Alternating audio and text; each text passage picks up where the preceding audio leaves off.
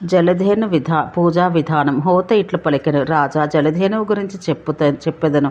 పుణ్యదినాన విధిపూర్వకంగా గోమయంతో మండలం చేసి దానిపై గోవు చర్మాన్ని ఉంచి దాని నడుమ పూర్ణకుంభం ఉంచాలి. గంధంతో కర్పూరం, అగరు, చందనం అను వానితో కలిసిన సువాసన గల నీరు నింపి ఆ ధేను ఏర్పరచాలి. అట్లే మరియొక కుంభాన్ని నీతితో నింపి ఆకులతో పువ్వులతో అలంకరించాలి. గరిక మొలకలను కింద ఉంచాలి. పూలమాలతో అలంకరించవలెను.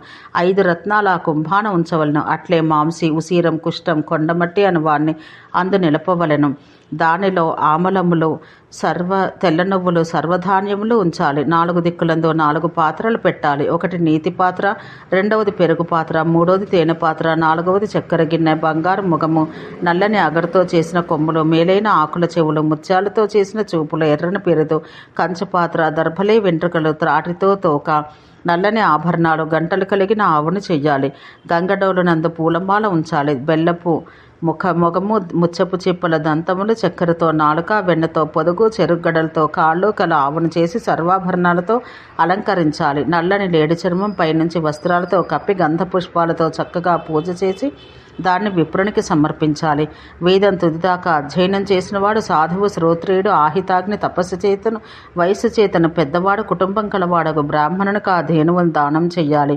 రాజా, ఇట్లు దానం చేయువాడు, చూచువాడు, వినవాడు, పుచ్చుకొనివాడకు విప్రుడు. వీరందరూ పాపం నుండి దాటుదురు. బ్రహ్మహత్య, క్రూరహత్య, గోహత్య అనేవి చేసినవాడు, మద్యం తాగువాడు, గురుపత్నిని చెరిచినవాడు సర్వపాపముల నుండి దీనివల్ల విముక్తుడగును, విష్ణులోకమున కలుగును.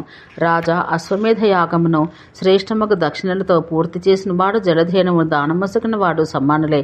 ఆ జలధేను దానం చేయువాడు 1 దినం జలాహారం, 1 దినం పాలాహారం మాత్రమే పుచ్చుకొని వ్రతం ఆచరించాలి. దానం పుచ్చుకొనివాడు కూడా 3 రాత్రులు ఇట్లే ఉండాలి. ఈ జలధేను దానం చేయవారు పాలతో ప్రవహించిన నదులు, తేనె పాయసముల సమృద్ధి, అప్సరసుల పాటల్లో గల పుణ్యలోకముల కరుగుదురు. ఇచ్చివాడు, ఇప్పించివాడు, పుచ్చుకొని బ్రాహ్మణుడు అన్ని పాపాలు రూపుమాపుకొని విష్ణులోకాను కరుగుదురు.